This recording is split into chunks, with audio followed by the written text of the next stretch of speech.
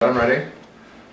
We're here in Albuquerque, New Mexico at the quelab Hackerspace, and Adric here is going to give us a quick tour. Nice to meet you, Adric. Welcome to quelab. All right, thank you. Let's get started. All right.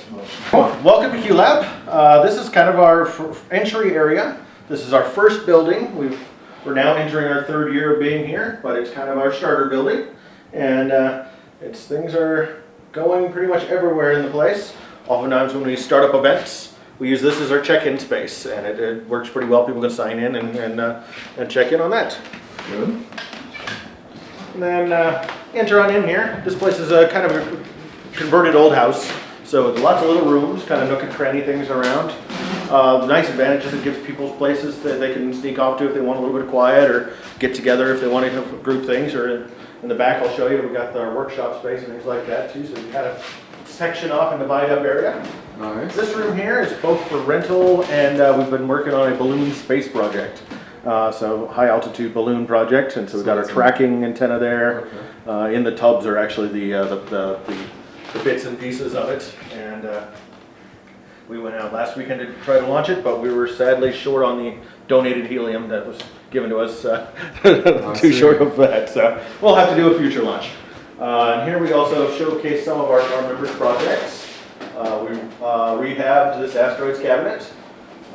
This teletype machine here will happily let you fire it up and play Zork off of the serial port of a Linux box. And I'll tell you, it's kind of a kick playing Zork the way it was originally programmed. Miles and miles of green bar paper, things like that. We've got a robotic base here that Ray built up. Should have a head on it, it doesn't right now, but can turn its head and move its arm and such. It was part of our haunted Halloween rig. Got another member that does Etch-a-Sketch art, and he's been building light-up print frames for his artwork so he can sell them. And Jacob's ladders, things like you have in every home, right? Yeah. And then kind of work our way in here. And this is kind of project prep space, sometimes for cooking-based stuff, sometimes for just setting up laptops and working on that. We've got a shared use computer system here, running Linux for anybody who's interested in it, and you can totally see if somebody's coming up behind you. Solar graph photography, one whole summer's worth of sunrises from our back porch, taken in blueprint paper, Cool looking. using a pinhole camera. Leave it open, constant, Okay. and it takes literally about 90 days to get a worthwhile picture. So it was great to do all of last summer, all those sunrises. Got a little bit of messy kitchen space there for anyone who wants to do a little bit of food work, or just prep a snack, or sodas and things like that, and just around and about. We've got our kind of collaboration space here. Got some whiteboards set up. A cork board behind you there that just kind of, there's a lot of the places that visited us and various local people in the area and things like that, and occasionally some of our articles that get put in the paper and things like that. Nice. See, there's a 3D printer here. Yeah, we've got Alfred here with his 3D printer. Is that a Mendel with a hot plate? Yes, it is. All right.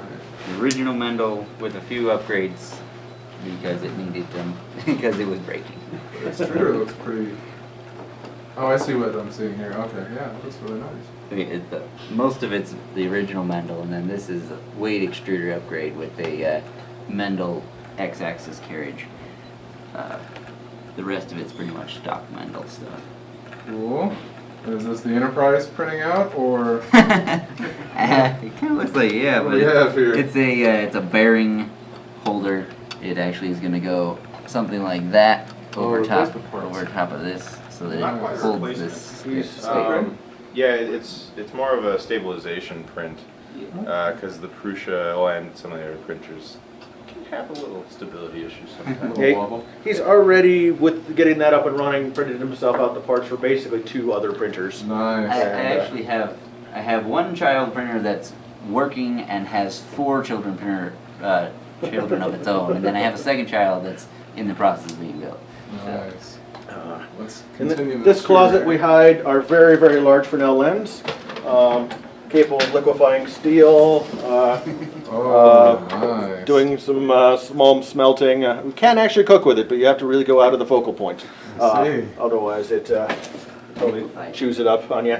But we keep it in here, keep it shrouded, just so stray sunbeams and things like that don't burn our building down. Nice. And lots of random bits and parts, but that's a fun one, and kind of looking at maybe automating and tracking, setting it up for tracking at some point. Right now it's all manual. Cool. But I've seen that used for sintering with sand. yeah, exactly, glass sintering.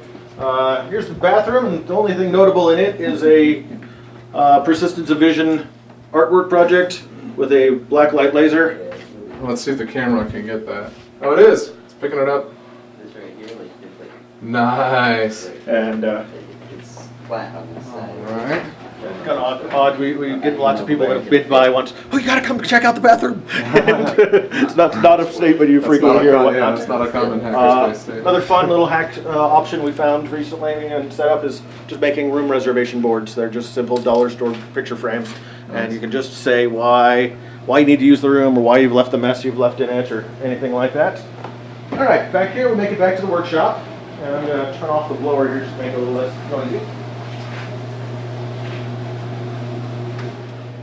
And so this is our workshop. It varies in levels of messiness, but it's almost all member donated tools or loaned tools and equipment. So far we're actually getting better average garage setup. We've got drill presses, belt sanders, table saws, jig saws, band saws, torches, and then of course a variety of soldering equipment. All that, and when members do show up and have a project or whatnot, we have these tubs down here we call Hack This Stuff, and it is completely fair game. Anything you want to hack out and all that, or just take home, you're welcome to. That's a good idea.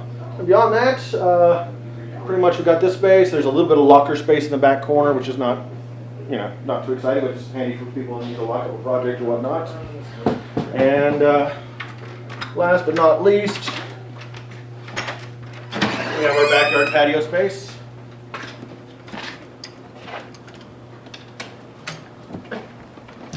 And actually back street parking, but backyard patio space, working grill, where we do the larger, more possibly noisy things, and also in the afternoons it gets pretty shady fairly quickly, and it's not a bad place to kick back and have a pint and talk about your projects with other folks. Very nice. And how does membership here work?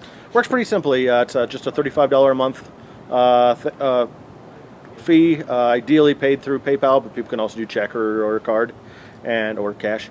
And barring that, if somebody just wants to show up and work here during any of the times we're actually open, they can just drop $5 for a hack night fee, and that's all it really takes. Fantastic. We want to keep the bar as low and easy for people to come in and really, get used to making things. That's good.